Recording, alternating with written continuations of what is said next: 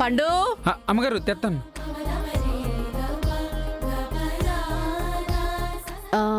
అన్నీ వచ్చేసాయి కదా. వచ్చినాయి. నమస్కారం అమ్మా. నమస్కారం పంతులు గారు, మీకోసమే ఎదురు చూస్తున్నాము. మీరు చెప్పినవన్నీ సిద్ధం చేశాం పంతులు గారు. సామాన్లన్నీ కూడా తెప్పించాను. సరేనమ్మా, ఈ లోపు నేనన్నీ సర్దుకుంటాను.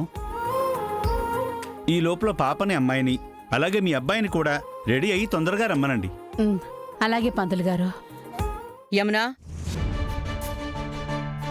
నిన్ను విహారితో మాట్లాడమన్నాను, మాట్లాడావా?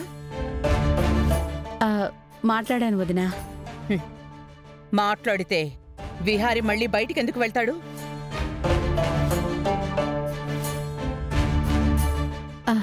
వాడు బయటికి వెళ్ళినా వెంటనే వచ్చేస్తాడులే వదినా. ఏం వస్తాడు, ఎలా వస్తాడు? అమ్మా, నేను వెళ్ళి ఎలాగైనా విహారభవన్ తీసుకొస్తానమ్మా. వెళ్ళరా, వెళ్ళి తీసుకురా. వాడు రాకపోవాలి. ఈరోజు ఈ ఇంట్లో అందరి పని చెప్తాను.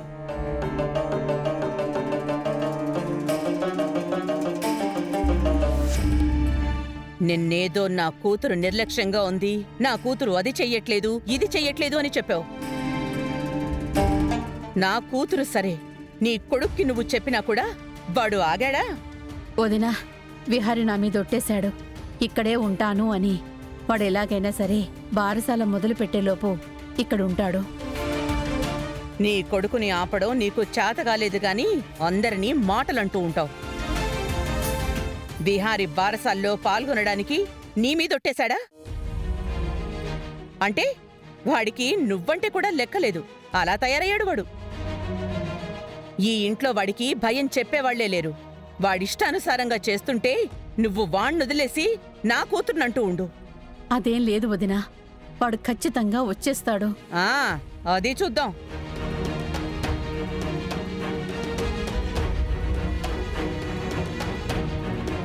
అమ్మా, ఈ ఇంటి మహాలక్ష్మిని మంచిగా ముస్తాబు చేయించి ఒక పావుగంటలో తీసుకురండమ్మా. బారసాల కార్యక్రమం మొదలు పెడదాం. సరే పంతులు గారు.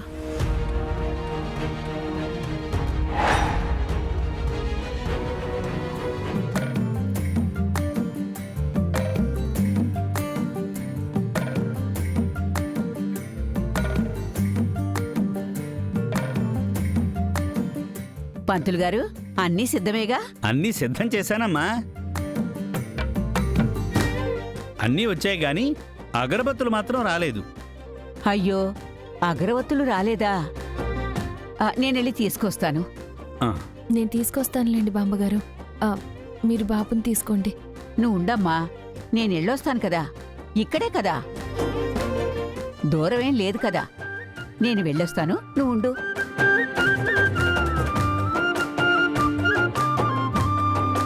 సిరి, బాబుకి బారసాల నామకరణం నువ్వొక్కదానివే చేయిస్తున్నావేంటి? అలా ఎలా జరిపిస్తారు వదినా? సిరి వాళ్ళ భర్త కూడా ఉండాలి కదా. సిరి, నీ భర్తేడమ్మా? ఓహో, భర్త లేడా?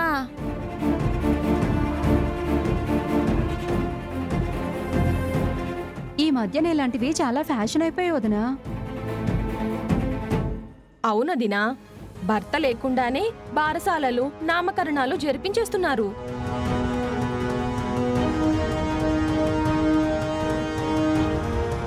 అవ్వ, ఇలాంటివి మన కుటుంబాల్లో జరుగుతాయా? జరిగితే మాత్రం ఊరుకుంటామా వదినా? ఎంత ధైర్యం! భర్త పక్కన లేకుండానే బారసాలకు సిద్ధమైపోయింది. ఆపండి.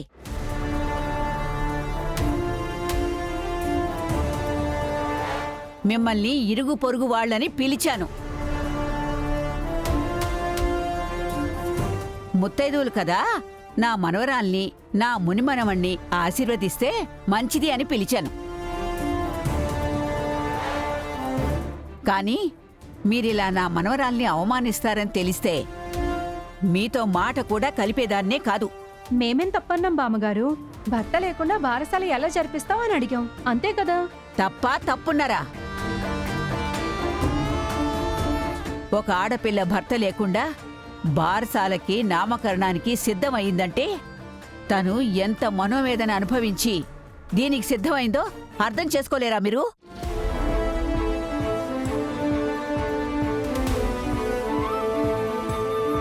తనకి మాత్రం తెలీదా భర్తతో బారసాల చేసుకోవాలని, నామకరణం చేయించాలని? కాని ఎందుకిలా తనొక్కతే చెయ్యాలని సిద్ధపడిందో కొంచెం కూడా అర్థం చేసుకునే ఇంగిత జ్ఞానం కూడా లేదా మీకు? మీలాంటి తుచ్చమైన మనసున్న వాళ్ళు ఆశీర్వదించడానికి కూడా సరిపోరు. వెంటనే మీరందరూ ఇక్కడి నుంచి వెళ్ళిపోండి. అదేంటి పంతులు గారు, మీరు కూడా అలా అంటారేంటి? పంతులు గారు మంచి మాట అన్నారు. మీలాంటి బుద్ధి లేని వాళ్ళ ఆశీస్సులు నా మునిమనవడికి అక్కర్లేదు. మర్యాదగా ఇక్కడి నుంచి బయటికెళ్ళండి. ఉన్నమాట అంటే ఉలికెక్కువ అన్నట్టు వాళ్లే మనల్ని అంత మాట అంటుంటే ఇంకా బుద్ధి లేకుండా ఉండడం దేనికి? పదండి, వెళ్దాం.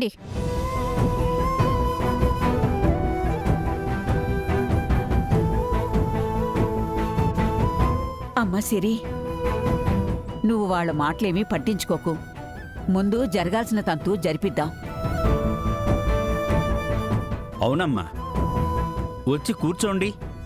ఒక్క 5 నిమిషాల్లో తతంగాన్ని మొదలు పెడదాం.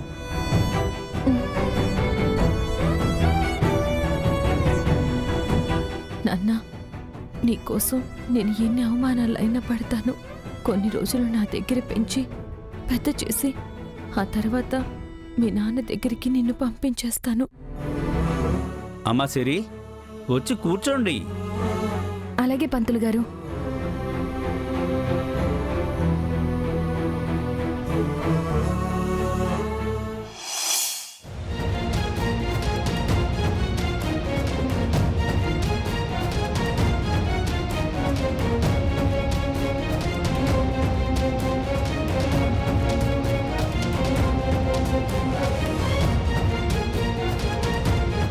ఎడి విహారి, ఎడి ఇంకా రాలేదేంటి? బాబును త్వరగా రమ్మని చెప్పండమ్మా. మళ్ళీ దుర్ముహూర్తంలో బారసాల చేస్తే పాపకే మంచిది కాదు.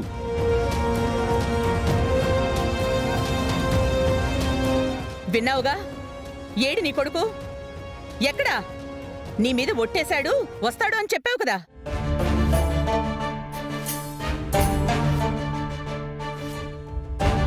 ఎరా పండు, అమ్మా, విహారి కనబడలేదా? ఒక్కడివే వస్తున్నావు? కనపడలేదమ్మా.